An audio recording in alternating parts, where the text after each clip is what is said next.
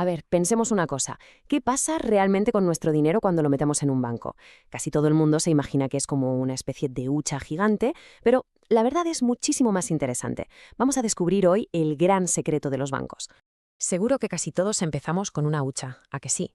Es como nuestro primer contacto con eso de ahorrar. Y claro, cuando ya no cabe ni una moneda más, el siguiente paso parece obvio, llevarlo al banco. ¿Pero funciona un banco de verdad como una hucha, pero a lo grande? Pues vamos a verlo. Bueno, pues vamos a empezar por desmontar el mito más grande que hay sobre el dinero. La idea de que el banco es como una fortaleza donde nuestra pasta duerme a salvo, pues va a ser que no es del todo así. La realidad es mucho, mucho más movida y la verdad fascinante. Y aquí lo tenemos, el gran secreto. Un banco no es un almacén, es una tienda. O sea, no se limita a guardar el dinero, sino que lo compra de unos para vendérselo a otros. En lugar de ser un guardián que no hace nada, es un intermediario súper activo que pone el dinero a circular, a trabajar. Para que se entienda bien, imaginemos que la economía es como un mapa gigante con un río que lo cruza por la mitad. El dinero necesita pasar de un lado a otro para que las cosas funcionen. Y para eso, claro, hace falta un puente. ¿Y ese puente? Ese puente es la clave de todo. Venga, miremos a una de las orillas del río. Ahí está toda la gente que ha conseguido ahorrar un poquito de dinero. Son los ahorradores. Tienen capital guardado, pero quizás ahora mismo no tienen un gran proyecto entre manos. Su dinero está ahí, esperando. Y si miramos a la otra orilla, eso es un hervidero de creatividad. Ahí están los emprendedores, gente con ideas geniales que podrían montar una cafetería chulísima, una fábrica de drones o una librería increíble. Tienen los proyectos, sí, pero les falta el combustible, el dinero para arrancar. Y aquí, justo en medio, es donde entra en juego el banco. Actúa como ese puente, ¿lo veis? Conecta a los que tienen dinero con los que lo necesitan para crear cosas nuevas. Coge los ahorros de una orilla y los canaliza como préstamos hacia la otra. Y así, las grandes ideas se hacen realidad. Y te preguntarás, ¿cómo funciona este puente? Pues con una palabra clave, el interés. Pensemos que es como el alquiler del dinero. Si dejas que el banco use tu dinero, te paga un pequeño alquiler para darte las gracias.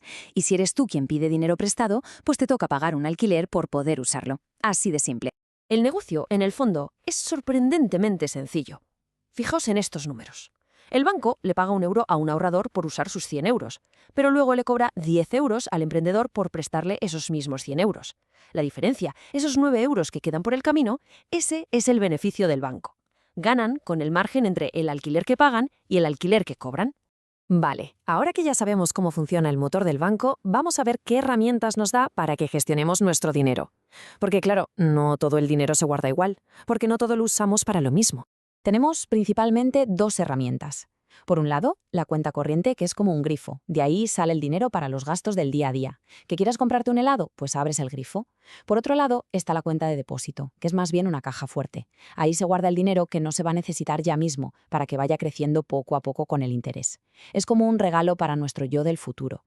Venga, pasamos a otro tema importantísimo, las tarjetas. Son súper cómodas, ¿verdad? Pero es fundamental, de verdad, entender la diferencia abismal que hay entre los dos tipos principales. Porque usarlas mal nos puede traer algún que otro dolor de cabeza. La mejor forma de entenderlo es con un semáforo. La tarjeta de débito es luz verde. Adelante, gastas el dinero que ya es tuyo, el que tienes en la cuenta, sin problema. Pero la tarjeta de crédito, esa es luz roja. Mucho ojo. El dinero que gastas con ella no es tuyo. Es un préstamo que te hace el banco y que, por supuesto, tendrás que devolver. Por eso es una herramienta que hay que usar con mucha, mucha cabeza. Hoy en día, en este mundo digital, nuestro dinero ya no está protegido por muros de acero, sino por contraseñas. Y protegerlo no es solo cosa del banco, ¿eh? Nosotros también tenemos una gran responsabilidad. Y por suerte las reglas son bastante sencillas. Esto es lo más importante de todo, y hay que grabárselo a fuego. Igual que no le das las llaves de tu casa a un desconocido, ¿verdad? Pues nunca, pero nunca jamás hay que compartir las claves del banco o el PIN de la tarjeta. Son el escudo, el único escudo que protege el dinero de los ladrones de Internet. El PIN es como una firma digital. Esos 4 numeritos le están diciendo a la máquina, oye, que la persona que está usando la tarjeta es la dueña de verdad. Si un ladrón te roba la tarjeta pero no sabe el PIN, lo que tiene es un trozo de plástico que no vale para nada. Por eso es tan importante que sea secreto. Bueno, vamos a hacer un repaso súper rápido. Primero, el banco es un puente que mueve el dinero, ¿no? La caja fuerte. Segundo, el interés es como el alquiler del dinero. Tercero, la cuenta corriente es el grifo para el día a día. La de depósito, la caja fuerte para el futuro. Cuarto, débito es luz verde, crédito es luz roja. Y lo más importante de todo, el PIN es nuestra llave secreta y hay que protegerla a muerte. Y con todo esto ya tenemos las bases.